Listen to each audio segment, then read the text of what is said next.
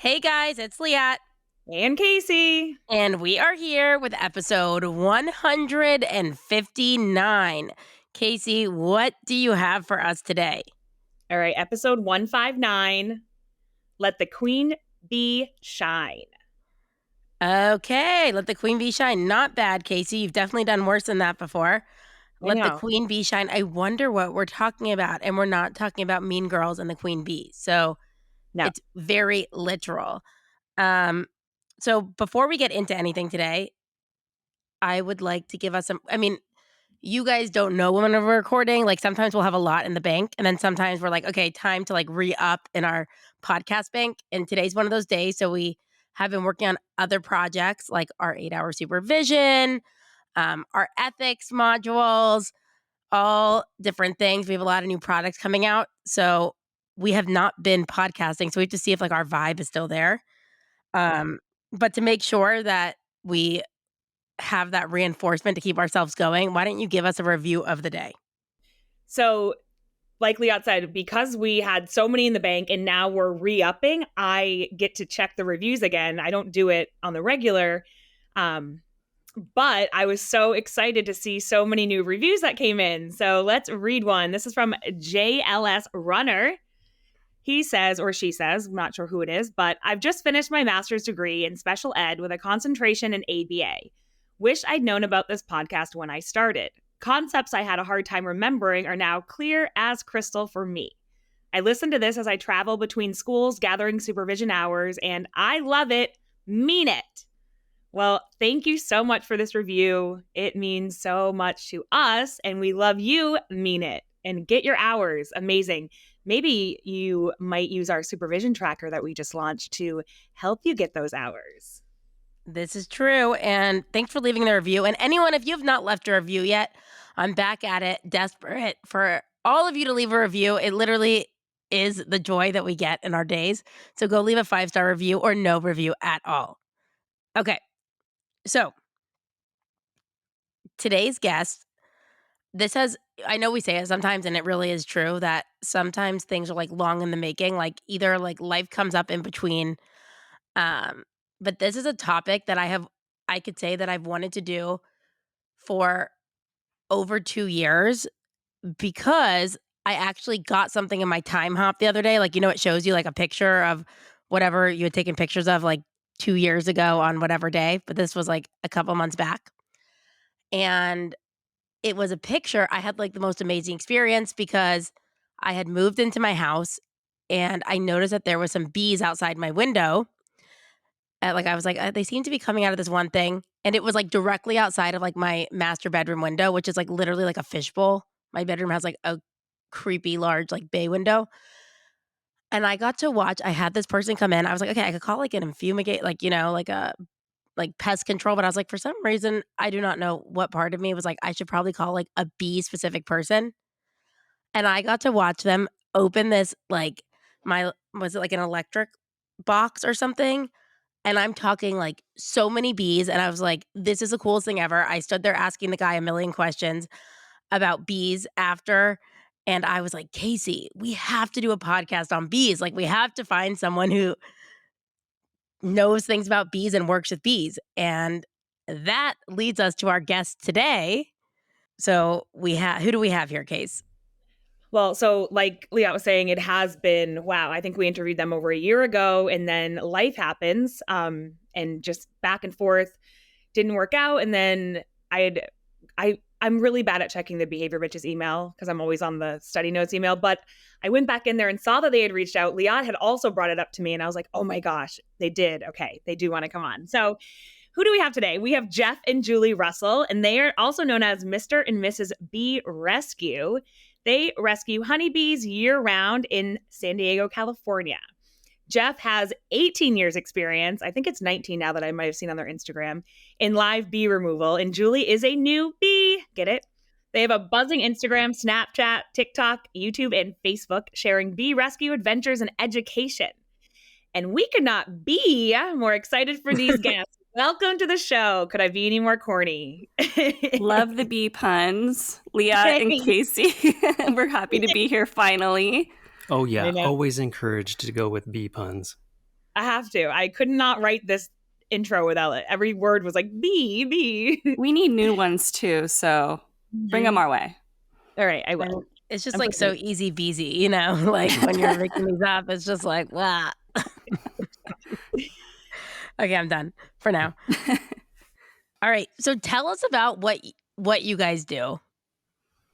Well, so we get calls around the county, and we've purposely set it up this way where people see our website or our social media. And just like Liat, in your situation, you saw some bees, and people were like, I don't think bees are supposed to be living in my house. So they call us. We go out, we check it out first. We want to make sure that they're actually honeybees because sometimes it's wasp. And then we assess. And when we get out there, we want to know especially the age of the beehive because that dictates a lot of how easy it's going to be, how long it's going to take. And of course, we charge money, so the price. And once we figure out the age, we also figure out the construction of the house, if it's in the house. Or in your case, it sounds like it was in like a meter box. Those are really simple and straightforward. And then we figure out if we're going to have to hire somebody else or if we can handle everything on our own as far as like deconstruction and repair. And we get the bees out safely by cutting open wherever they're at or lifting open wherever they're at. We take each sheet of honeycomb, give it a little shake. The bees cascade off the honeycomb into our little box. And we use these cardboard boxes because they're just super easy to transport. And we're just watching for the queen like the whole time until we find her. And that's always a really fun part of the bee rescue. It's a lot of detective work. Oh, yeah. And then It really is. So when you're going and assessing, I just want to know, because like also anyone who's like listening right now, this is no like small social media thing. Like I saw like your last video had like 45 million views. What? No, I don't know if it's your last one or one that's pinned, Whoa. but like on TikTok, like, I mean, you have more likes than there are bees in the world, I'm pretty sure, or views. No, trust And me, I save that many bees per month. Yeah. I mean, it was insane, but like, how are you deciding when you go to a job? You're like, today seems like a good day for me not to wear my beekeeper suit. That's a good question. And Like, it's based on their behavior. Behavior. Tell me, based on how are you choosing? Looking at, I mean, we love behavior over here. That is actually a great episode name because we're behavior analysts. Yeah. Yeah, that's a good question. And I swear, okay, this is like an aside, but I swear the more that I just don't wear my suit, it's almost like the bees just naturally respond to not stinging. So it's weird. Whenever I don't wear a suit, it seems like they're totally chill, except for a couple times. But usually what I'll do is, like Julie said, their behavior. I walk up, I purposely get a little close, not like uncomfortably close. And if I'm 5 feet away and one comes and bumps me in the head, I'm putting my suit on. But if I can stand there for a minute, 5 feet away, and none of them are bothered by it, they're totally chill, then I'm like, I'm not going to wear my suit. Just because a long time ago, I learned that the suit can trigger bees sometimes if it still has some alarm, like attack pheromone on it, because they smell that from another beehive that I previously went to, and that triggers them. But also, it was just too hot in the summertime to wear a bee suit and do, 4 to 5 bee rescues per day. Just way too hot. And I was like, screw this. I'm taking my suit off. These bees seem chill. And then I started realizing just how many of the beehives I was working with were actually way more chill than I thought. So that's kind of how it became and how I can also tell whether or not the bees are going to be friendly. But like I said, it's kind of weird. When I don't wear my bee suit, even if it's an older hive, it seems like they're just like, oh, cool, man. Okay. Yeah, we won't sting you. And that's not always the case, though. But yeah, like when you're not wearing your suit, you're also forced to be more careful and gentle. You're way more aware of what you're doing. So that really helps. Whereas like when you're wearing a suit, you're kind of bumping into things a little bit more than you would without. Yeah, that's such a good point. I watch other beekeepers work with their suit on, and I'm like, oh my gosh, if I was that heavy handed with the bees, they would get ticked off. Like, I, when I'm not wearing a suit, like Julie said, I'm so careful. When I put my hands onto the honeycomb, I'm shuffling each finger to bump the bees out of the way so that I could get deeper onto the honeycomb to get a better grip. And they don't mind, I just nudge them out of the way and they're I totally cool with it. And, but, Sometimes. but if you're heavy handed with it and you're just wham, bam, thank you, ma'am, then it's just not going to go well. And the bees really do not like to be pressed, where you squeeze down on them or you squish them. That'll just really excite the hive and get them in defense mode. So I have a Casey, question. this is a behavioral concept. Are you I thinking know, what I'm thinking? I'm going to do it right now. So we always like to pull in. So we are in the field of applied behavior analysis, and a lot of people that listen to our podcast are studying for their exam. And what you guys just said, and I want to know if Leon and I are on the same page here. Okay, let's do 1, 2, 3 and see if we have the same concept. Okay. Ready? Yep. 1, 2, 3. CMO-R. CMO-R. Yay! Okay, good. We can keep our jobs at our test prep Okay, company. good. Okay, yeah. So a CMO-R, basically what that is a conditioned motivating operation reflexive. So it's something that's learned. So these bees were not born knowing that your suit signals that shit's about to get worse, right? They learned it because people come in with suits. The suit seems to be like the precursor. But the suit also has that smell on it. They said it has like that. And so it's like a signal that like shit's about to get worse. So they're like, all right, you want to get worse? We'll show you worse. And like it increases the behavior, which is of like escape and avoidance. So like the suit, like you said, is a signal for them. Whereas if you just come in without the suit, they seem more calm. Yeah. And I think that would definitely have to do due to the smell. Okay. Yeah.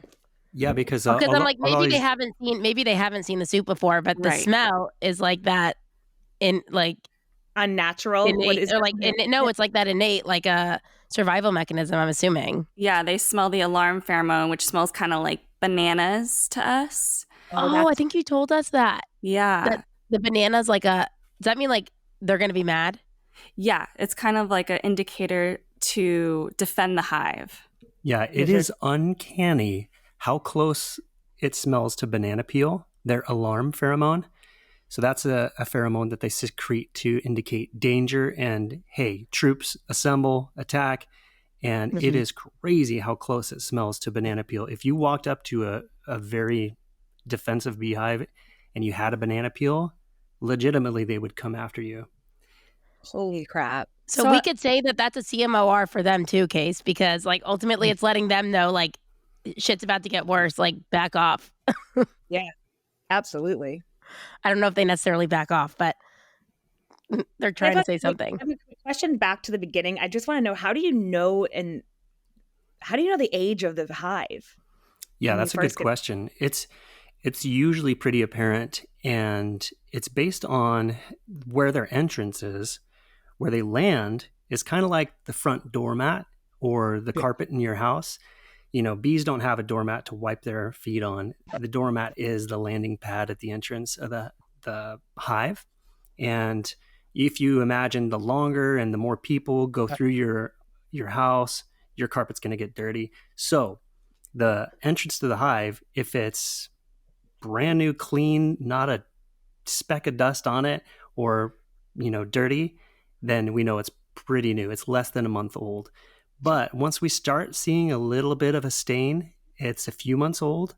And if it's like a big black stain, it's over a year old. It's a couple years old. And we can tell by that stain. And if we can't see the stain, like if it's tucked up in a really tight spot, we can also usually see with a flashlight their propolis. And their propolis is a thicker substance that they use to kind of block off spaces, to block off entry from ants and other critters trying to sneak into the hive to steal honey. And that accumulates over time. It's not like they build it like right away to build a blockade. So if there's big, line or thick area of propolis, then we can tell that that hive has been there for quite some time. And that's just trying to figure out the hive before we even open the structure. But once we open the structure, we can kind of tell how old they are based on the color of the comb. So darker comb, when it's like brown to black, we know it's an old hive. Yeah, and that's because the number of cycles that they've used it, where they fill it up, either with brood, larva, or honey, and they use it up, fill it up, use it up, fill it up, use it up. And the more cycles, the darker the comb gets, especially the larva area gets especially dark over time. So they're laying larvae, or they're having, I just want to make sure I'm using the words right. So like they'll have babies in the hive. Yeah. They'll have parts of the hive that are designated for their food, like their honey and pollen. And it could even be on the same piece of comb. They'll also have a nursery where they're raising their male and female bees and queens at times. So there's like a whole hierarchy here. It seems like an entire like Arcing. and I mean, even the bee movie. So I watched the bee movie for the first time after I had that bee thing outside my window. I became like on this like bee kick, and I was like, then I'd like Google things, so like it's actually true what they're saying in this movie, which was kind of crazy. So I've actually never seen the bee movie. Have you? Of course I have.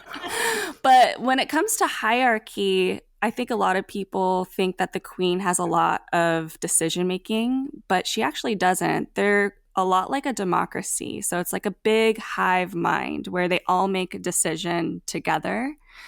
So the worker bees are actually, which they make like 99% of the hive, which are female bees. They're the ones making the decisions on what to do, whether it's how many female bees the queen is laying or male bees the queen is laying eggs for. They're making the decisions by building certain size cells in the comb because smaller cells indicate female bees, larger cells indicate male bees. So that's just one example of how they actually work together versus like the queen makes the decisions. But what do you mean? Like they could choose, like I'm going to have a female bee now? Yeah, there's eggs that are in the queen that are fertilized. Those, when she lays them, become worker bees, the females that can sting. And the unfertilized eggs... Of course the female bees are the workers. I mean, come on. I mean, Welcome to my life. the workers and raising the kids. I mean, this is just... All right, yes, but keep going. Yeah, I mean, the coolest animals in the animal kingdom, lions and honeybees, the females do the work. So what does that tell you? Humans are the females too. So, but yeah, so the ones that don't sting are drones, and they're large too. And so a lot of people mistake them when they're learning for queens because they're much larger than a worker bee, and they don't really serve much of a person. They don't really serve much of a purpose inside the hive other than they have to go find a queen to mate with. Not necessarily their own queen, because that's incest and they try to avoid that whenever possible. But they just mate. Yeah. I hope. I do whenever possible. And yeah, the drones basically just sit around, play video games, and eat all day. So they only serve one purpose, to mate with queens. But it's a big sacrifice because they end up dying when they do mate. Oh, yeah, their genitalia explodes after mating. Holy shit. So why would they want to mate? But are there enough queen bees for them to mate with, that like all these drones can find a queen bee to mate with?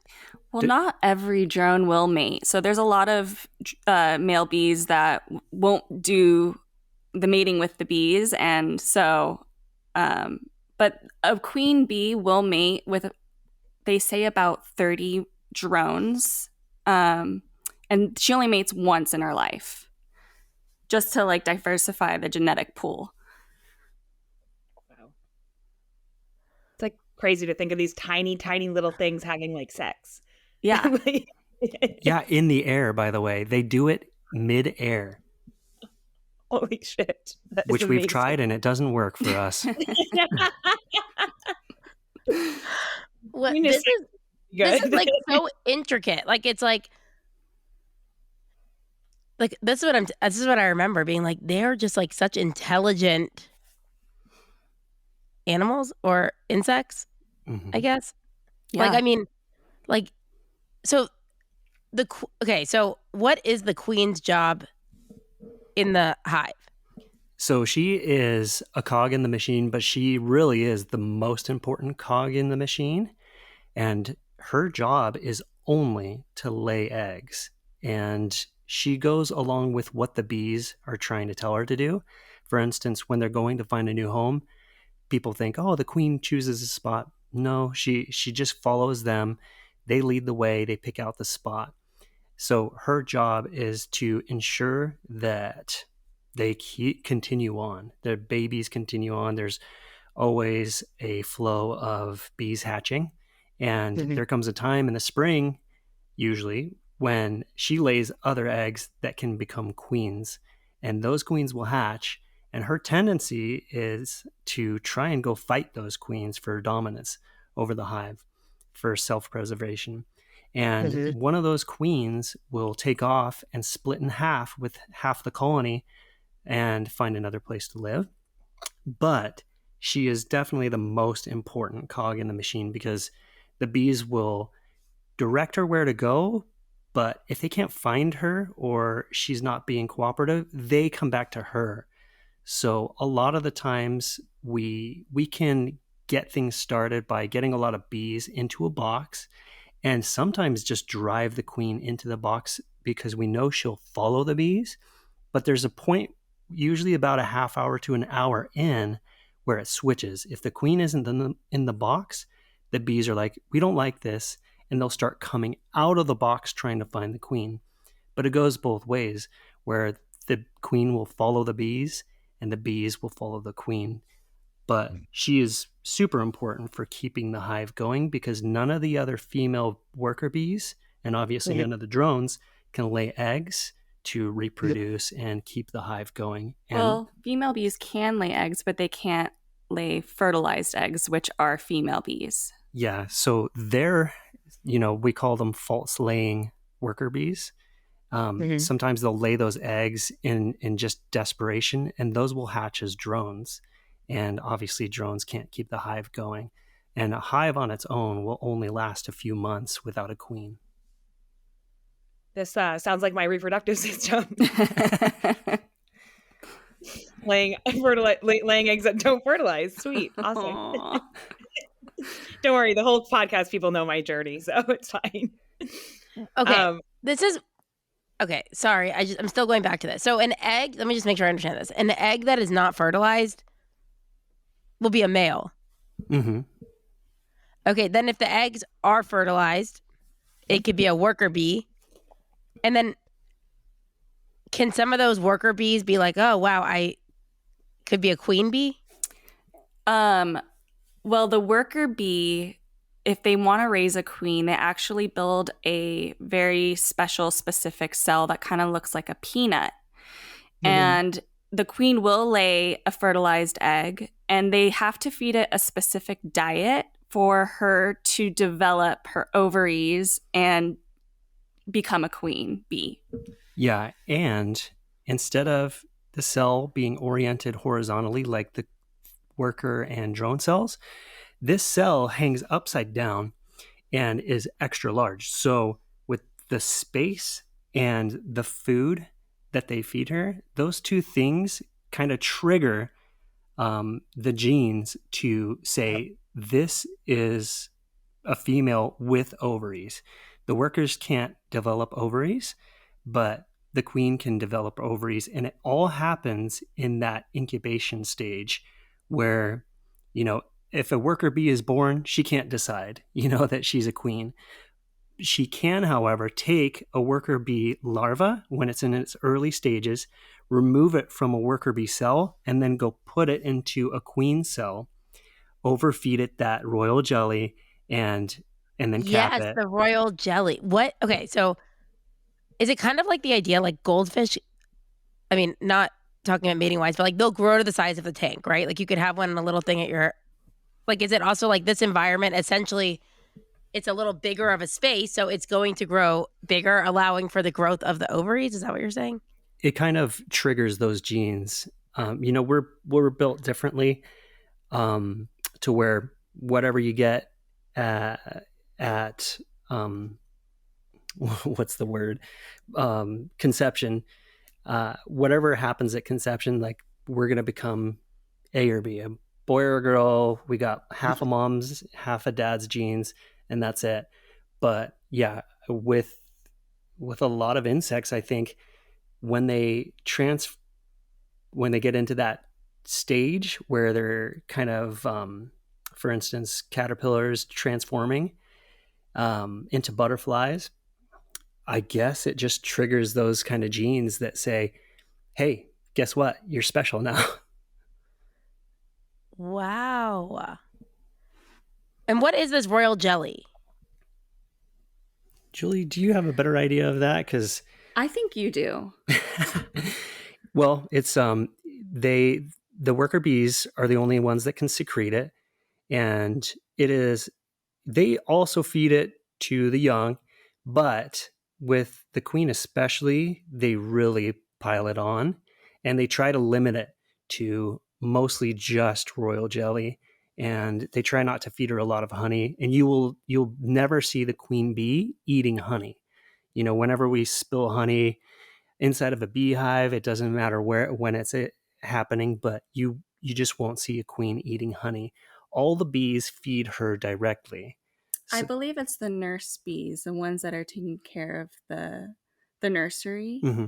So I think I need to do a little bit more research on this part, but worker bees will have certain stages in their life where they are able to do certain things. And I'm not exactly sure what stage they are able to secrete royal jelly. They have these glands, I believe, around their head where they're able to secrete this jelly, which we call royal jelly, and feed the nurse bees as well as the queen bee.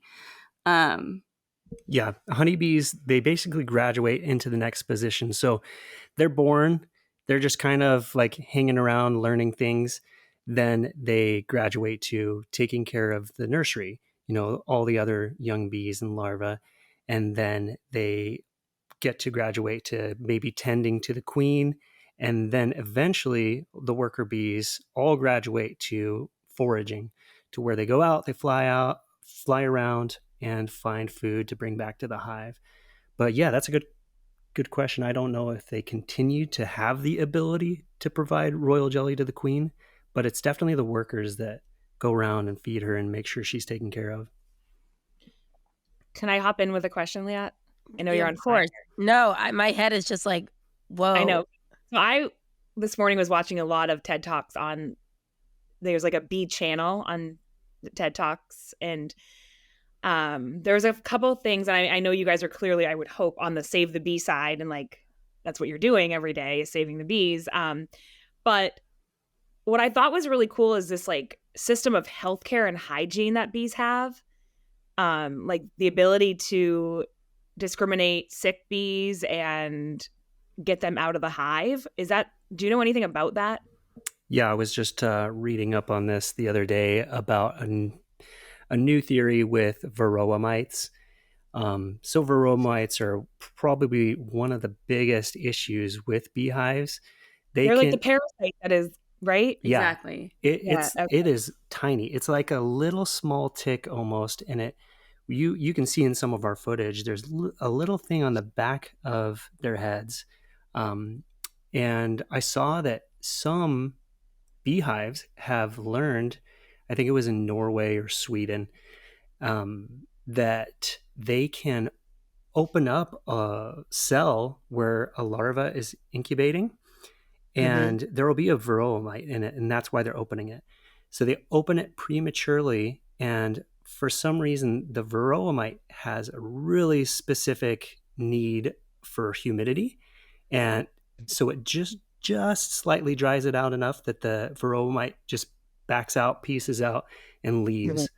And then they recap it, and that larva will actually hatch without a varroa mite attached to it. Oh, that's fascinating. Yeah, Yeah, that is really cool. and it's really good news Right. for a hive learning how to deal with it on its own, because beekeepers are always trying all sorts of stuff. There's acids that they'll spray into a hive that doesn't kill the bees, but it'll get rid of the varroa mites. And it's just so much maintenance if you do it on a larger scale, to take care of tons and tons of varroa mites inside beehives. So bees can do it on their own. That's a good thing. Exactly. Yeah. They do a really good job in keeping the hive clean. Yeah. Self-hygiene and maintenance equals a very thriving lineage of honeybees. So they're excited about this. And it's also happened somewhere else, but I forgot the other country. And then another quick one, because you said the word and I had it written down. The propolis. Oh, yeah. Propolis. Propolis. So what I was listening to earlier said that like humans have, use it as like an antiseptic or something. Mm-hmm. Yeah. And like the bees are the ones that actually like get it. Like you said, they use it to block off like spots for like ants or whatever. But I just found it interesting that, I mean, the bees, like they're getting it, but how do humans get it? And what is like the better way for the bees to get it and us to get it from the bees, or get it from the flower, or like those are things that I was asking myself when I was listening to it, because there's so many cool things. I'm like, whoa, the bees already know it. Yeah, so it's actually something the bees produce, and it they use it for a few different reasons. One of them is hygiene, and another one is they use it to glue things down that are loose.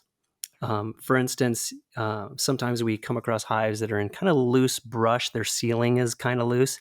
They will go and they'll basically plaster the ceiling inside with this propolis to just hold it in place so that it's stronger. Oh my gosh. I just remembered the 55-gallon plastic drum that we removed. Oh, yeah. The whole thing was like somebody melted down 40 pounds of candle wax on the ceiling of this drum. It was so thick and it was really hard to remove. But and that takes a long time for them to actually build too. So it was a really old hive. 10 years. Yeah, it was like a 10-year-old hive. Wow. But for us, I mean, we can just scrape it right off of wherever they're at. It comes off pretty easy when it's closing gaps. But I just don't bother messing with it. It doesn't sound appealing to put. If you saw it, you'd be like, it looks like a scab almost. So it's not appetizing to. Yeah, and I'm not sure how they process it either. Yeah, they have to break it down or like dehydrate it and powderize it. I've never messed with the stuff as far as like, you mean human form, like what you would use it exactly. Yeah, but it's really cool. When you take it up, it's just like thickened molasses that kind of looks like a scab. Yeah, that's Yummy. interesting. Okay. Is that like what possibly like I know when they were like opening my drain thing, it kind of like they had to like unpeel this stuff. Like they kind of like sealed the whole thing shut. Mm-hmm. Totally. Is that what that is? It's like the glue that like because they had to like pry it open. Yeah. Yep. Yeah. When you see a beehive, when you see a beekeeper actually go to a hive that he hasn't opened in a while, or her, they'll take a tool and they'll go around the whole circumference of the lid just to part that thick glue, that propolis, so that they can crack open the beehive. Yeah, Leah, so you were talking about that viral video on our TikTok that you saw? Yes. At the beginning of that video, you could see Jeff cutting through the propolis, trying to unglue what they did. Yeah, that's exactly. I mean, I have to tell you, like, that it was just like they're like, yeah, we'll be able to come tomorrow morning at 7:30, whatever it was. Like, I had my mom come over, my brother, like, we all watched this from the window because it was like literally, it happened to be a drain thing, like, directly outside my window. And I was just like, this is the most insane thing. Like, the amount of bees, I mean, first of all, the amount of bees, like, I had no idea. I thought maybe there's a little something, and just, uh, it's absolutely amazing. Like, are you scared of getting stung still or not really? I am, because I developed an allergy like a couple years ago. But I have since started bee venom therapy to desensitize my reactions, which has helped a lot. But I still suit up. I don't really want to get stung because it's not fun for me. Whereas Jeff, he's been stung so many times that it's his reactions are minimal. That's what I'm wondering. Is it something you could, like, what would that be? Case habituate or adaptation? I'm trying to think. Desensitize. Yeah, Yeah. desensitization and adaptation over time, for sure. Yeah. I'm like, because so you don't get like big welts anymore? I don't know. When I first started doing it, for sure. And one day I walked in and my forehead was just swollen to the point where I would do this or I would smile and have no wrinkles. And That's amazing. Like natural Detox. Botox? Detox. she ruined the joke. I was gonna say my mom came up with that term because she was visiting in town, and I was like, oh yeah, I just got stung on the forehead. She's like, wow, you have no wrinkles. Botox. Genius. Wait, that's like actually amazing if that works. Oh yeah, little risky. Temporarily. But it also must be painful. It's very. You're like, that's cool. Worth it. Beauty is pain. I mean, I pay for it.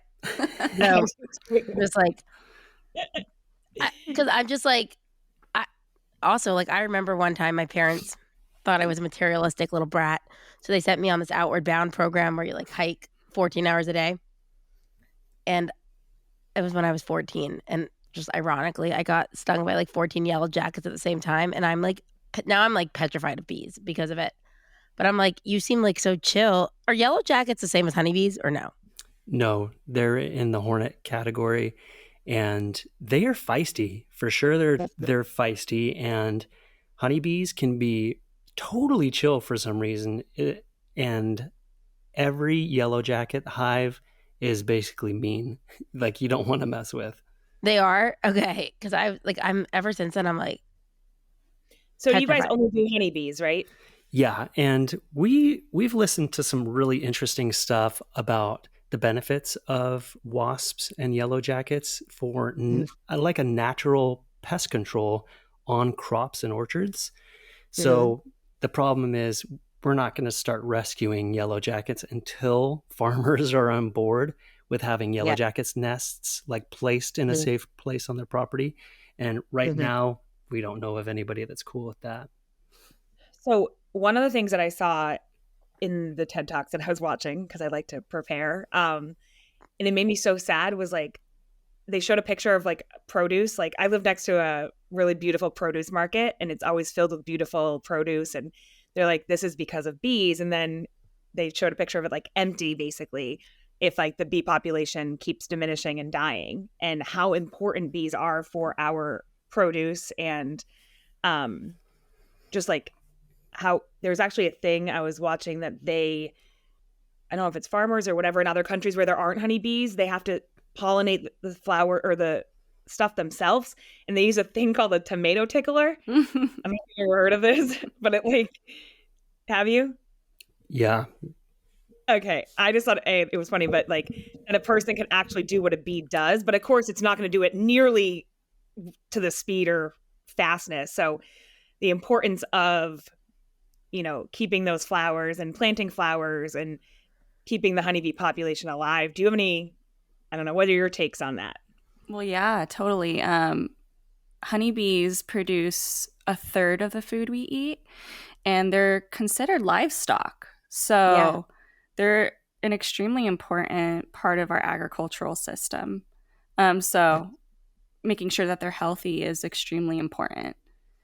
Yeah. So there's parts of China where the smog is just too bad. Like environmental conditions are so bad that honeybees just cannot thrive.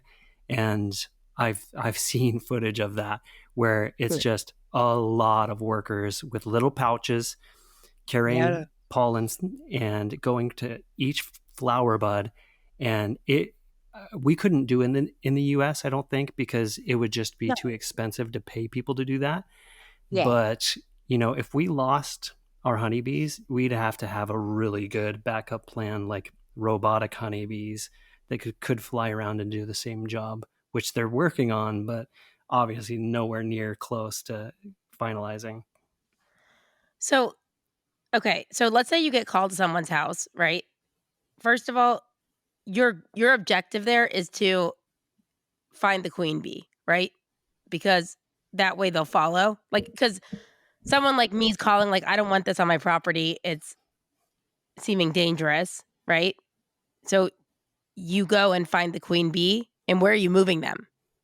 Yeah, so once we've collected the queen bee and the majority of the colony, we actually relocate them and donate them to local beekeepers. So we have a few trusted beekeepers that have apiaries, which are just big plots of land like bee farms out near other farmland, and that they manage them.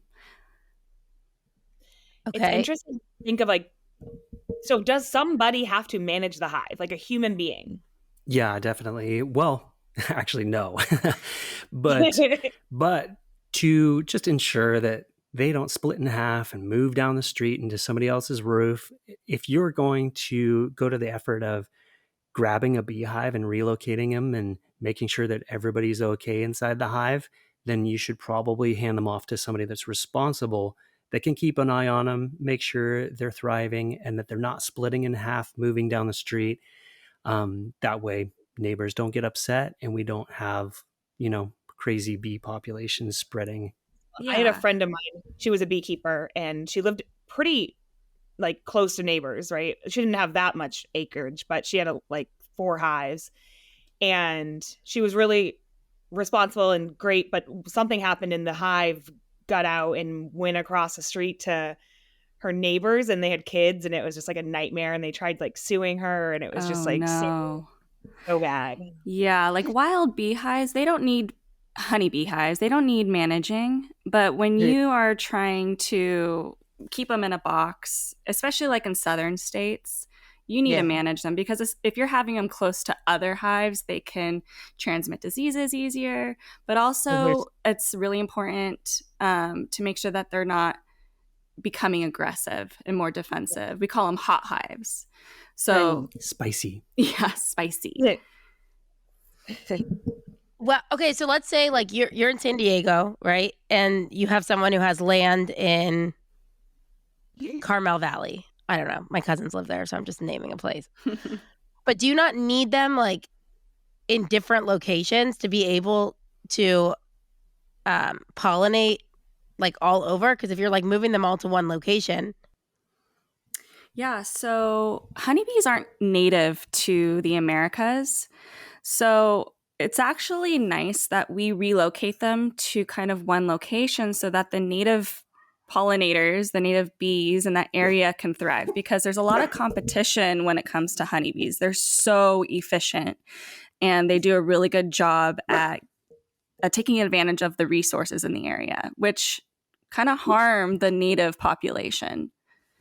So as far as pollinating, once we remove and relocate that honeybee colony, the native population will bounce back and take over.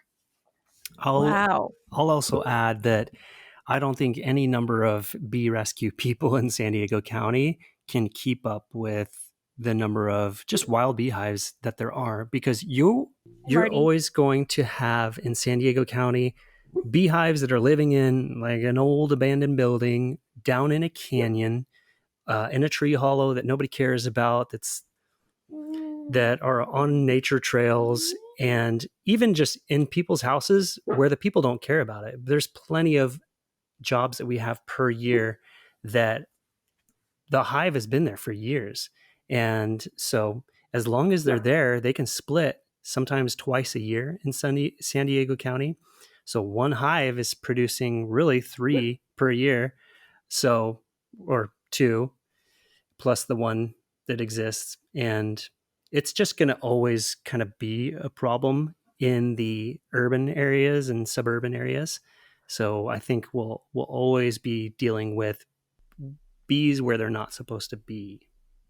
Boo! I never heard the word. I didn't realize how many times we say the word bee until this episode. Like in life, it's wild. Kind of a buzzkill. You need a counter. I know. We should have a counter throughout that. That's a good one. Like a drinking game. So is this like you guys live in San Diego, right? I mean, I'm in Dallas. I found these bee things, but is this more common in San Diego or California? Oh, yeah. Well, especially Southern California, where we're at, Jeff. So there's multiple competitors that do what we do, like a lot, especially throughout the years. It's just not it's Jeff just, and Julie. Yeah, it's not just us. It's definitely increased. And Jeff, on average, I think the last couple or few years, we've rescued and relocated around 500 hives a year. And that's Jeff. 500 was a really busy year. That was the pandemic, and the roads were very empty. That's more than days in a year. Oh, yeah, for sure. During the busy season, I average about 4 beehives actually in my truck at the end of the day. And they don't go together, or you shut them? Like, how do they not commingle in the truck?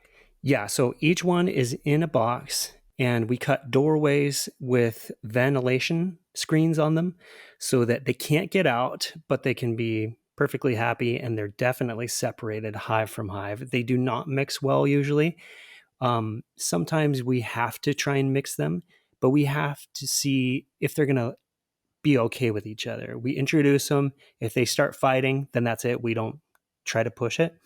And beekeepers also do this when they're merging a hive. And they have the convenience of doing it over a longer period of time. But you're like, where they can get used to each other's smell, basically. So other beehives, they go off a smell. If you don't smell like this hive, you're in the wrong spot and you need to get out, or we're going to tackle and sting you. Case, wow, this is a lot of the bees are having to engage in a lot of discrimination. And like, okay, hey, like you can sit with us, you can't. You smell, you know. I agree.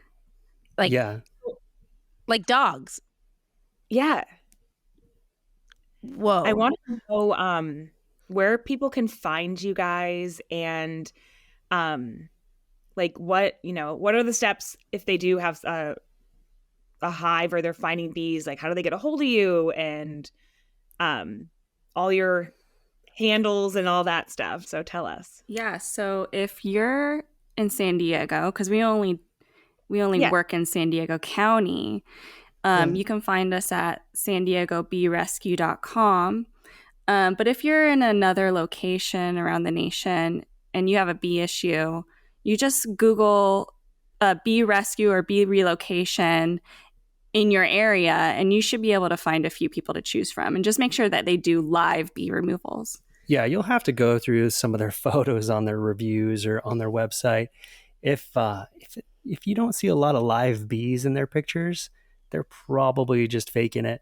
Because legitimately, some people just fake it. Ideally, they don't use vacuums, but still, it's okay. It's not ideal. So you'll have to suss them out once you start finding a few search results to see if they're like legit, And you can find us on our socials. It's Mr.Mrs.Beerescue. We're on Instagram, TikTok, Facebook, Snapchat, YouTube, MySpace. Top 8. Wait, Julie, do you run all those socials? I do. You have someone? Yeah. I figured Jeff wasn't the mastermind behind the TikTok. Yeah, he doesn't know what's going on with TikTok. So when you said everyone has to check it out, because so cool. It's like literally it's also like a fun game, because they'll like zoom in on like a hive, and then you're like looking at it, and like it just, I mean, to an outsider, you're like, okay, it's just like a shit ton of bees. And then they're like, can you find the queen bee? And then it's like a modern Where's Waldo. Exactly. Yes. But way harder, because like, like when you get like the hard edition Waldo book, when it was like a million Waldos on one page, that's what like when it wasn't just like him like walking around Egypt or something. This is like a million bees. And then they'll like point it out to you and you're like, I mean, I'm like, wait, that looks the exact same. So then I like sit there trying to like, I'll freeze the video and be like, wait, what is different? So if anyone's looking for a healthy activity to do with your eyes, I recommend you go check them out. It's really amazing. And Wow. save the bees, plant more flowers, and help save the honeybees so that we don't lose a third of our produce. Yeah, exactly. Plant native flowers. Wait, isn't it Yes. like save the bees, bitches? Yes, it's bees. Bitches, Bees. mean it. I Well, love it. you guys are amazing. Thanks for all you're doing. And we are so happy. Thank you for coming on. I'm telling you, I was like, bees is what we have to do. Bees, this is the topic. And so for so long, like she'll drop like just randomly in conversations. What about the bee people? I'm like, I don't know. I haven't heard from them. I'm not sure. We kind of dropped the ball and blah, blah, blah. And also, so I just want to say, Casey, just to like toot my own horn, toot. I bring topics to Casey and she'll be like, why? Like, this is not behavioral. I'm like, dude, bees are like so behavioral. Like, it's wild. Now, did you see it, Case? always see it, girl. You always see it wrong. Thank you. All right. Well, thank you so much. Thank you for coming on and sharing. And hopefully any of you guys, you know what to do now and do the right thing when it comes to bees. That's all we have for you today. Yeah, thank you so much for having us. Yeah. And it's been really fun. Thank you. Yeah, you guys are great. Of course.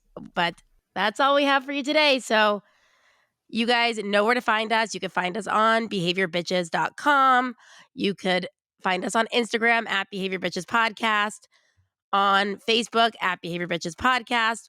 You could always reach out to us through our website and tell us a topic that you'd love to hear, someone that you want to come on. If you're cool and you want to come on, don't be scared. We're pretty nice. So, and while you're just bored, killing time, go leave us a 5-star review in the Apple Podcast app. You could listen to us elsewhere, but the only one that lets us leave reviews is Apple. So thanks for tuning in. As always, love ya. Mean it.